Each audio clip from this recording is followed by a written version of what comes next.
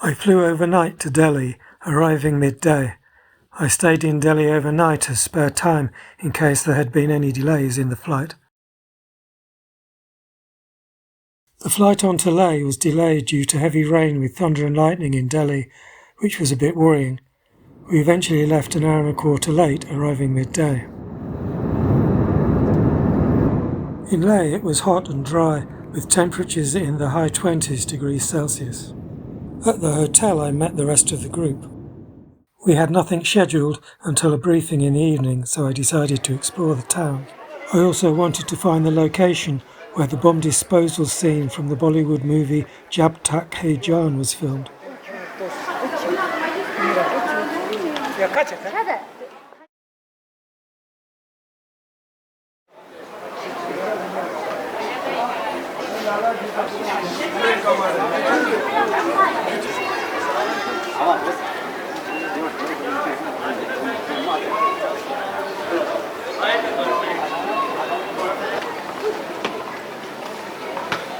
Leh was very hot, dusty and noisy.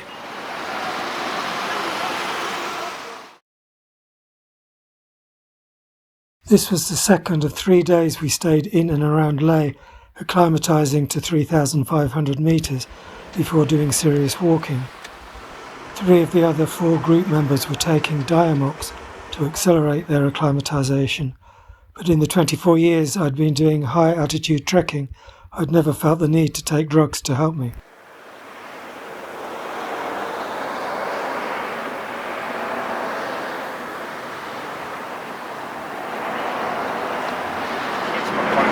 But I think the Dalai Lama is a construct around being like a king or being a hierarchy, and it's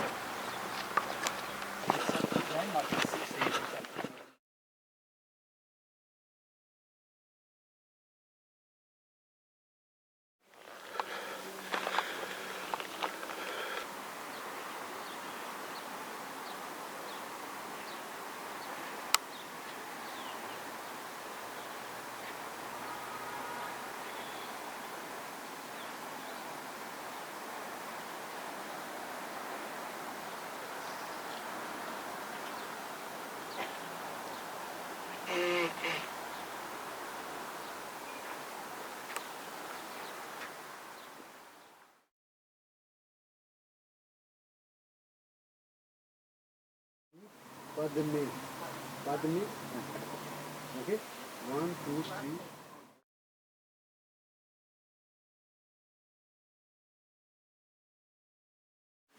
Ana, talk to you, Gomay Sapayel. They can show them now. This reflection that is why it is called the Shey.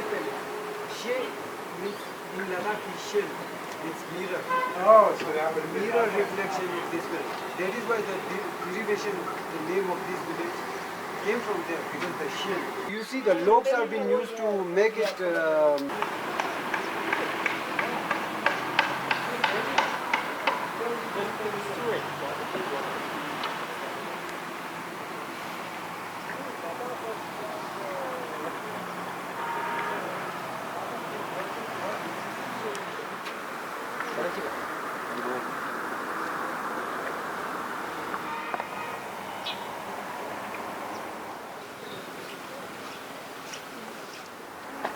What's that? Volunteering. I don't know if that counted for 4 or 5 months.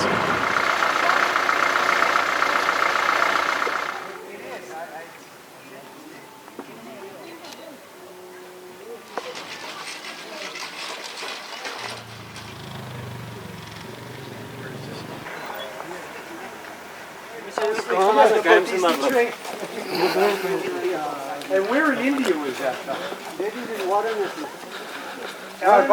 Varanasi?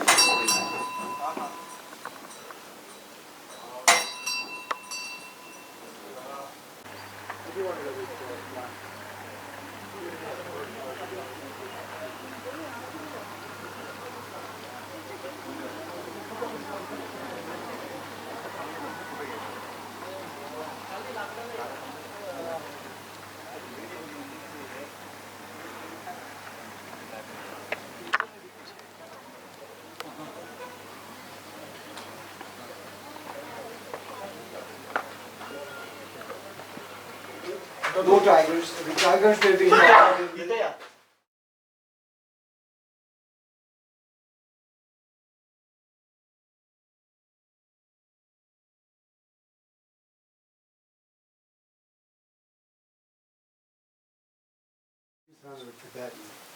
the founder of Tibetan Buddhism, the founder of the Yellow School.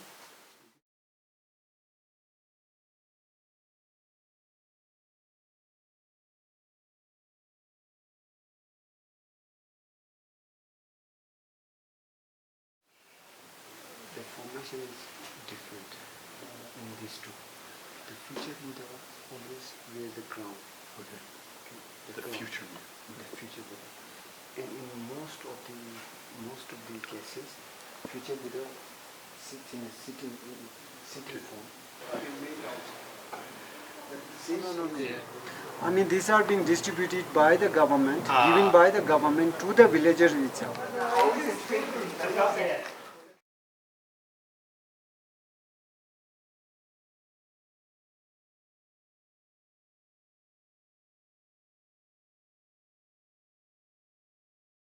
We got back to Leh mid-afternoon. Nothing was organised for us for the rest of the day, so I enjoyed a short walk by myself.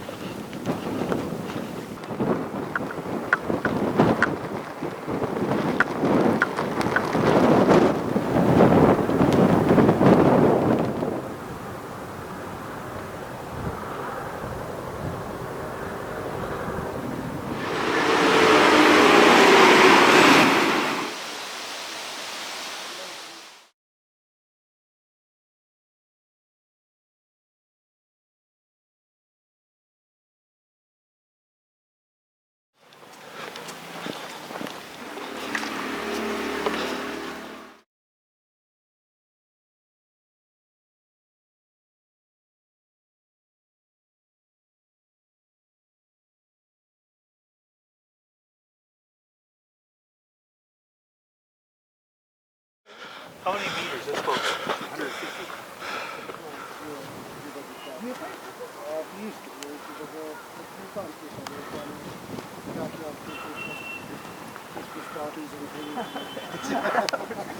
That would be fun. Because living in Australia, you just can't keep away from it. Is it on top? Everybody's like, you know, you can't take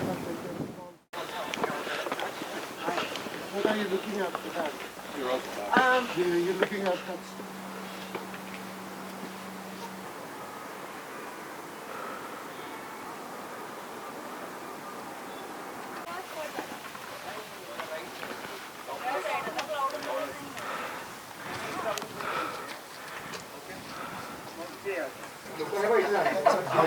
How much is reasonable to own 10 heads?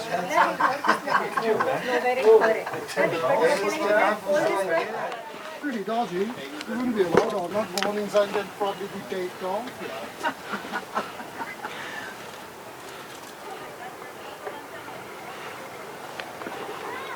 how close to the stream in the middle of the valley you live is the danger. But if you stay away from the stream on the sides of the valley, most likely.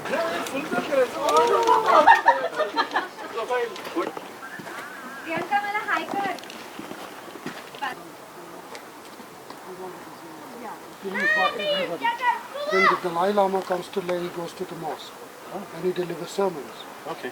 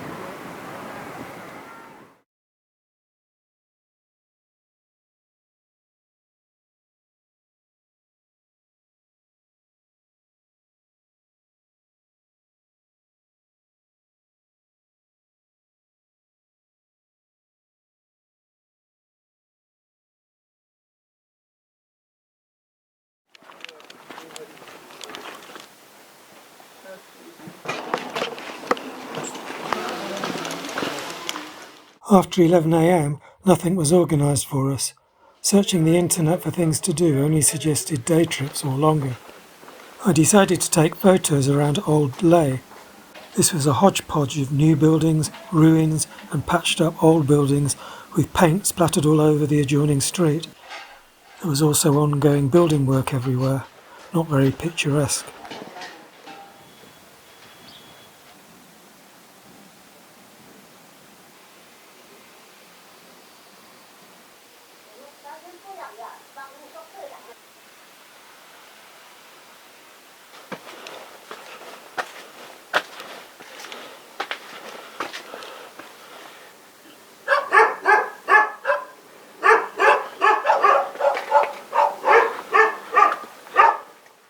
I ended up spending the afternoon sitting in the hotel. The need to spend 3 days acclimatizing to the altitude in Leh before starting the walk was the main thing that had put me off returning to trek in Ladakh again. In retrospect, I probably should have tried to walk more for altitude acclimatization.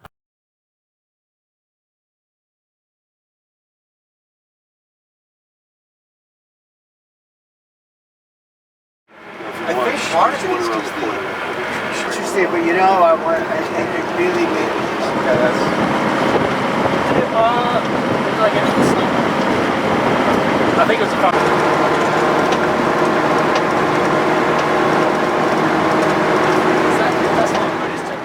So hang on here, the Indacian is Zanskar. No. Yeah, that's the Zanskar river coming down. That's the Indus coming down. Zanskar carries a larger volume of water than this river does. Okay. When they both meet over here, it becomes Indus. Okay. Coming from Tibet, all of this is going to China. Oh, sorry, Takti.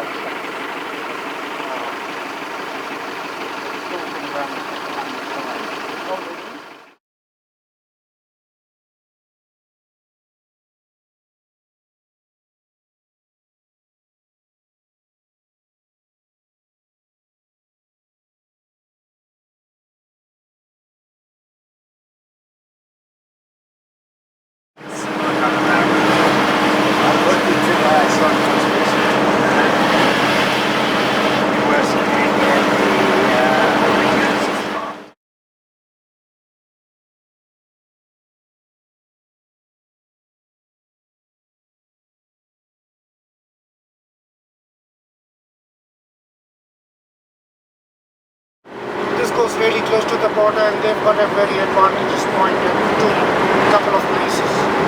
Yes. Yes.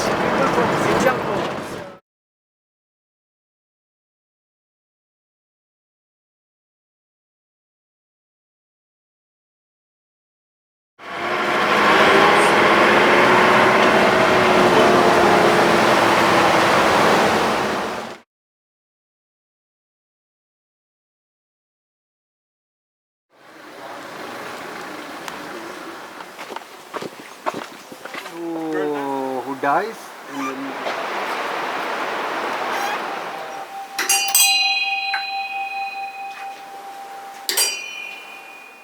We had to leave our cameras and mobile phones in lockers outside the entrance.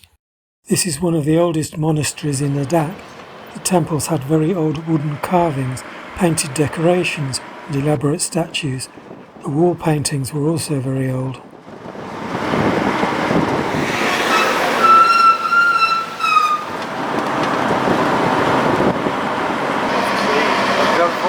look at that.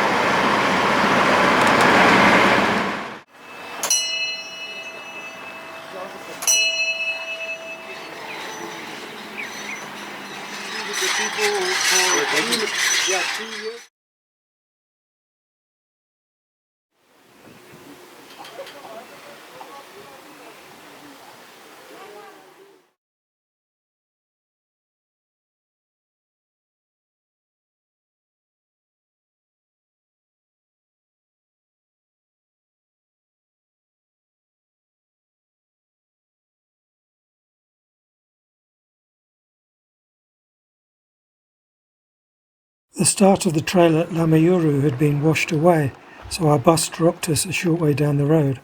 Temperatures were in the high 30s degrees Celsius.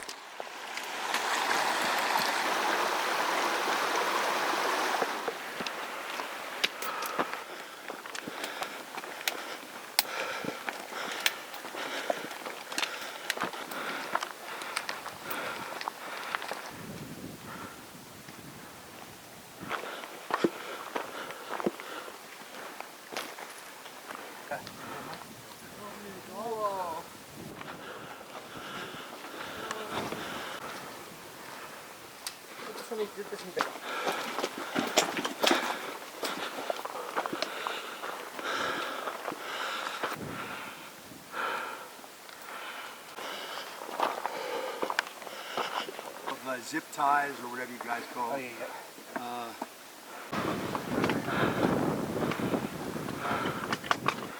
And actually, I pulled out my tearaways and Yeah, just follow those people. Yeah, you go straight, I'll go this way.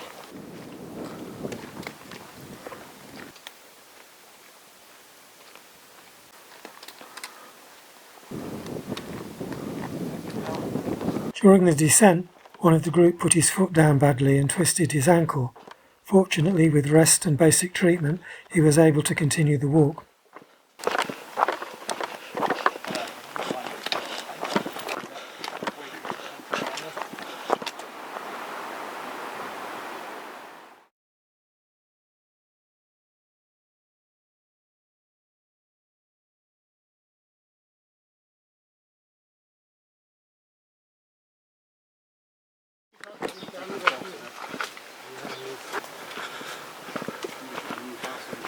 Even in the place you saw while we were driving, the Tibetan place, you know, the lights.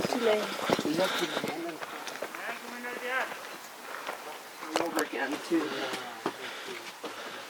They have a mod and they make this particular shape. No, that's really special. Yeah, they did. That's really special. Because a lot of times people do this.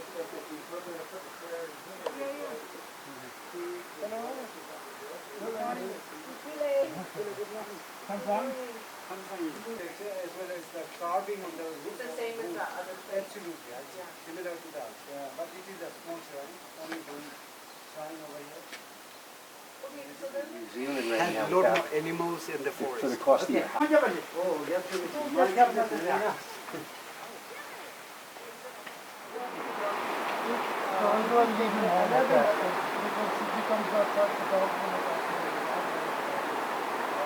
This is 11 cents. On top. Oh, this is... Yeah, thing, and oh my God, good. See, this is our best revenge.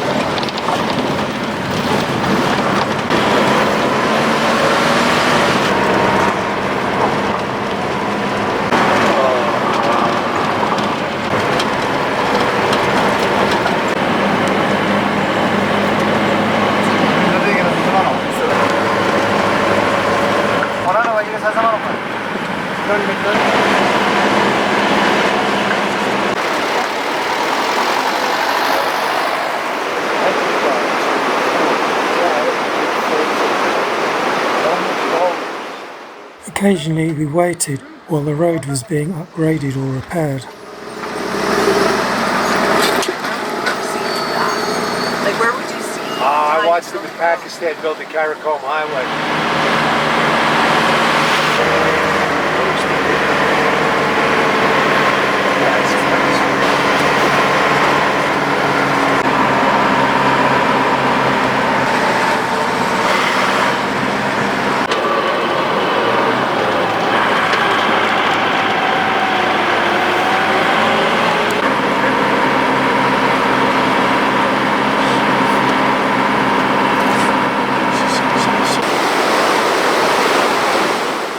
Our minibus carried us and our personal luggage. The camping equipment, food, and most of the crew were in a small truck.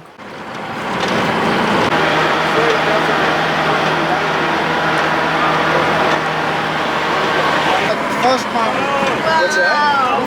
Look at that little guy. Dead Norman.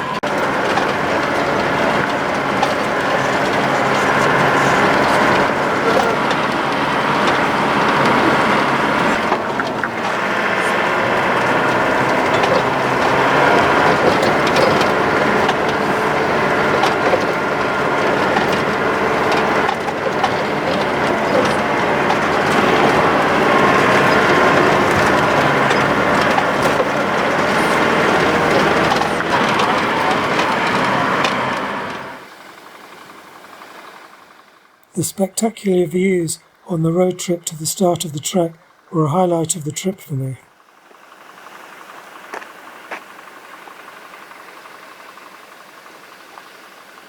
What, the naked process? Yeah, but you can't. Well, it's not high enough to get that. Actually, you're pushing snow is actually quite.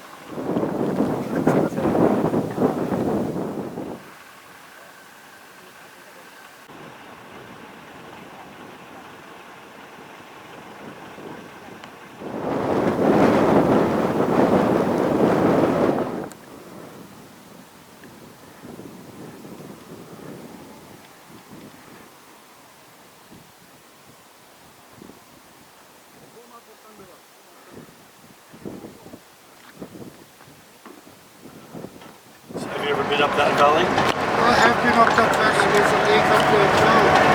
If you look on the maps. Looks I don't know if it still exists, yeah. It's beautiful, but it's just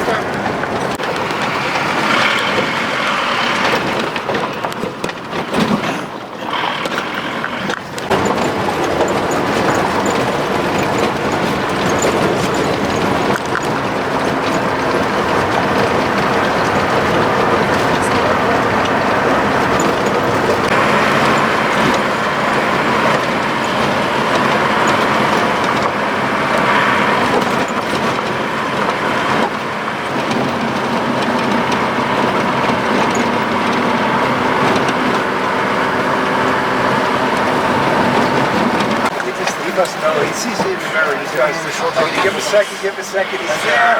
I would start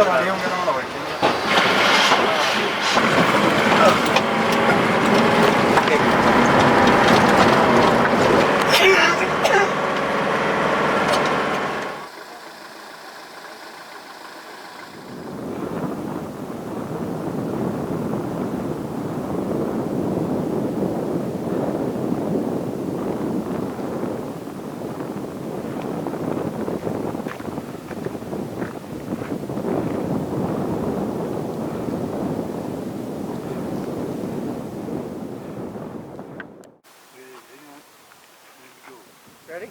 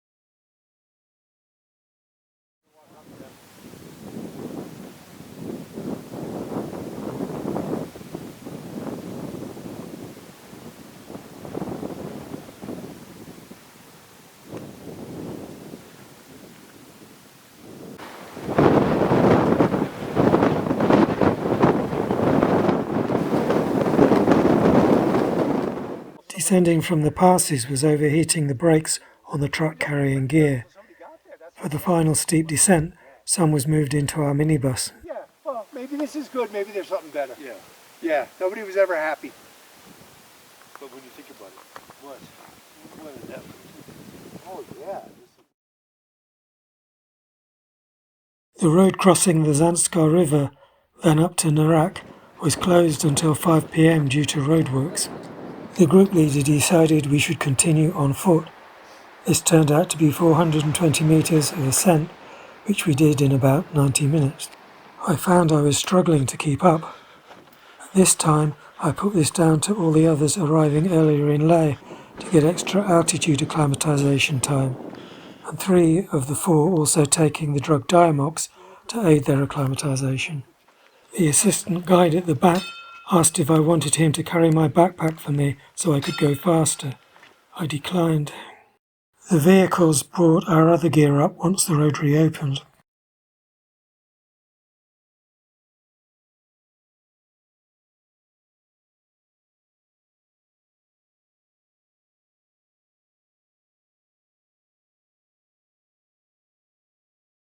We had camped on a flat area above the village, which had been prepared for building something.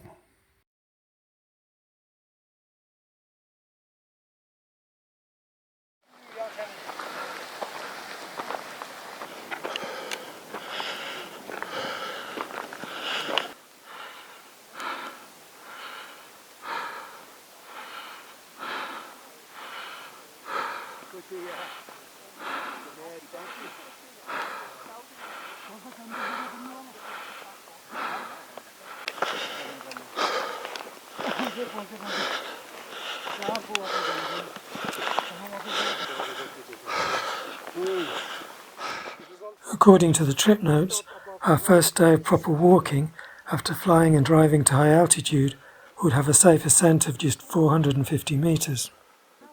We would climb to Laban at 3,980 metres, then camp on a nearby ridge at 4,200 metres.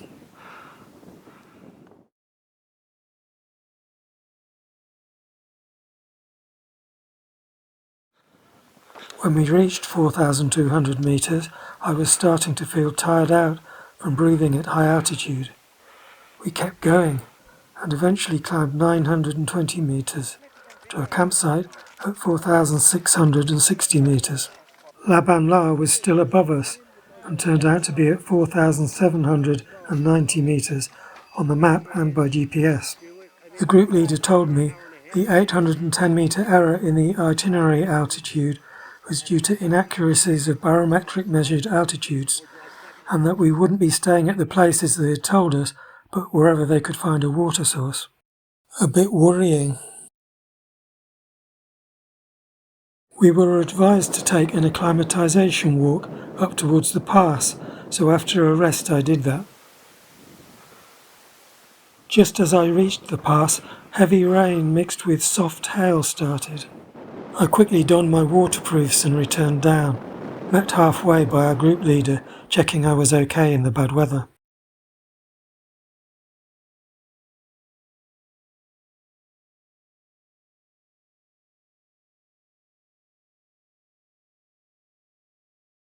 Each day, our luggage and personal tents were packed while we ate breakfast, and we left while the rest of the camp was still being disassembled.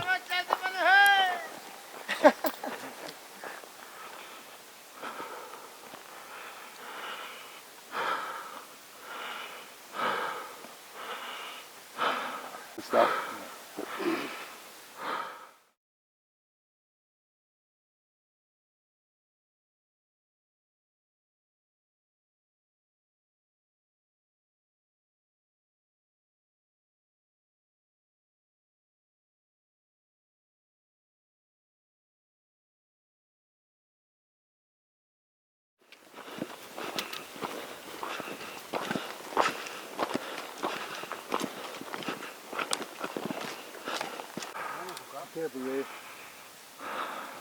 that when you were coming, you just thought you didn't really know what was here. Yeah. And you just like you could have been a giant gorgeous shrine and all these things. That's crazy. Yeah. That is crazy. Yeah, I was just going to zigzag.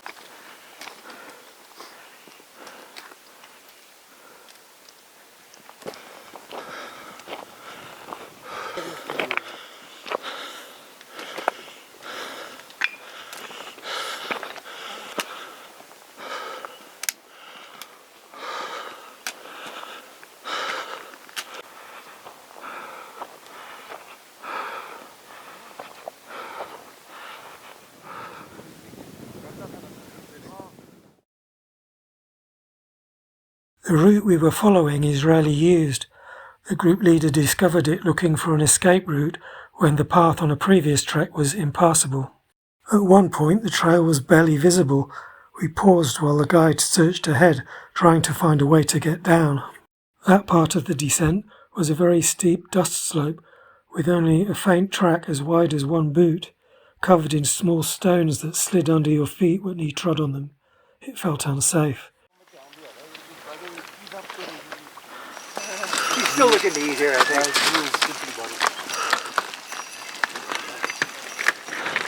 This guy was he kicked.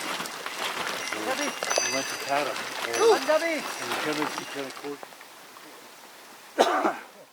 It felt like if I didn't need to breathe, I could have bounded up the hills in no time, but I did need to breathe, and due to the altitude I couldn't get enough breath to go very fast.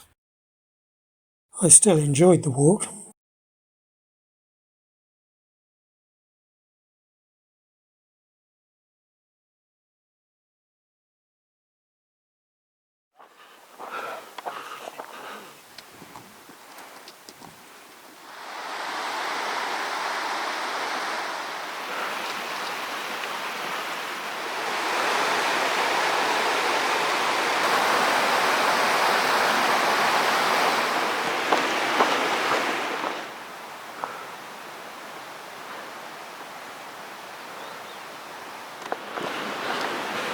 Hello. Hello. How are you? Good, thank you. At camp, we were able to take a welcome bath in the river, which was icy cold. Meanwhile, the temperature inside my tent peaked at 42.3 degrees Celsius.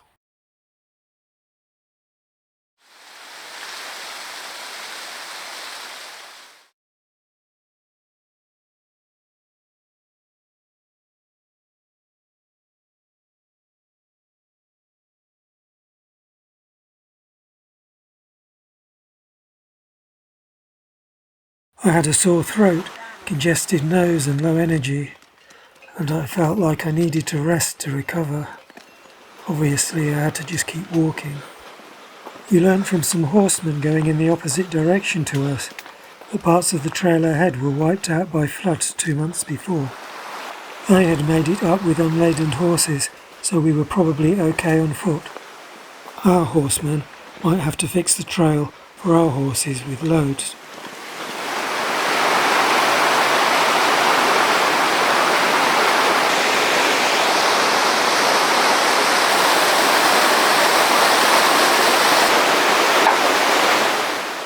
We knew before booking that we would have to make multiple river crossings with no bridges, which was part of the challenge. We took river shoes for the deeper parts, where we waded up to our knees. In other places, we had to scramble up steep scree banks and walk above the rivers.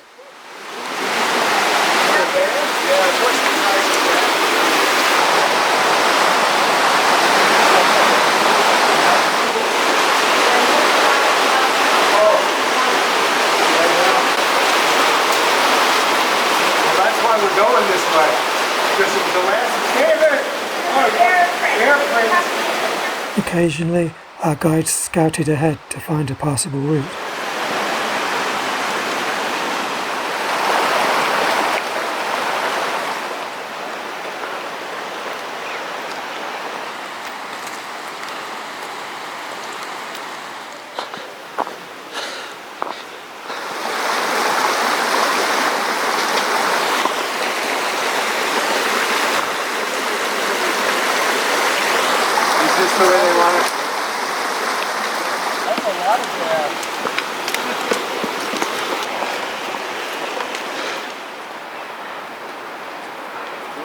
Later in the day, the rivers crossed were deeper and I mostly kept my camera packed away in a dry bag.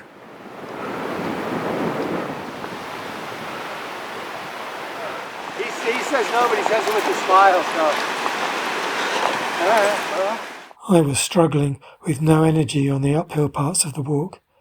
60 to 90 minutes before the end of the walk, our guide suggested he should carry my backpack and I agreed. At camp, I thought maybe I was dehydrated from the hot weather and drank several sachets of rehydration salts.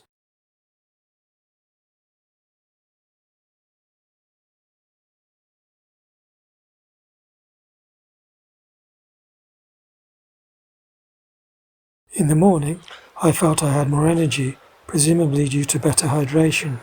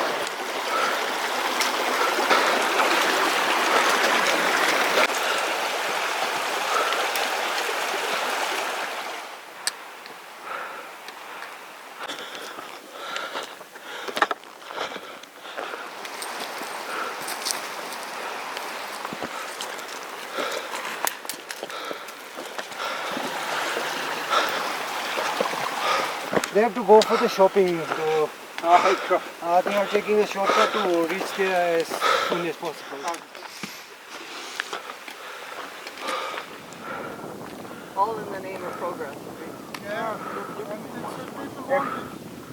Everybody, you like to wake up, turn your lights on, flush your toilets. I know. That's the thing. Everybody likes that. You don't want to deprive somebody else of that. But I don't want to go back to a cave, man. I don't want to have to go kill my food, live in a cave. That's it, that's what people want, and Yeah. people have taught 12 months a year, I guess that's what you want.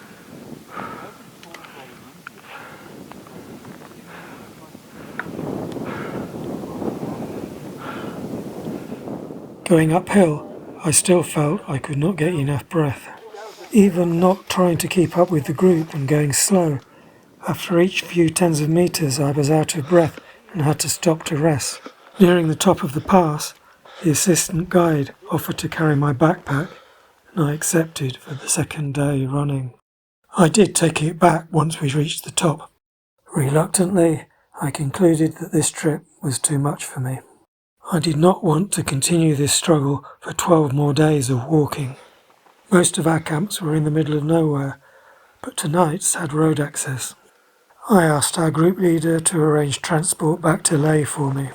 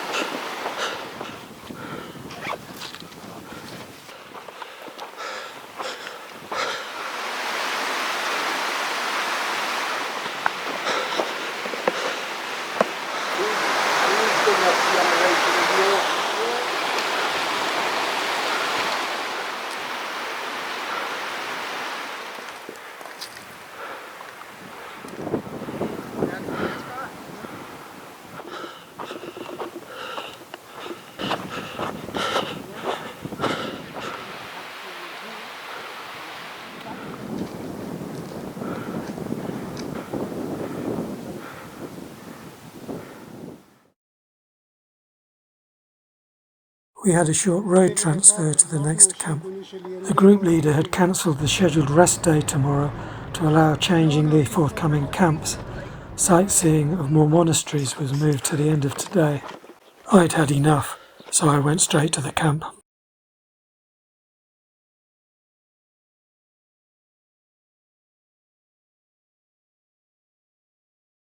My taxi back to Leh left in the dark at 5 a.m. to avoid road closures.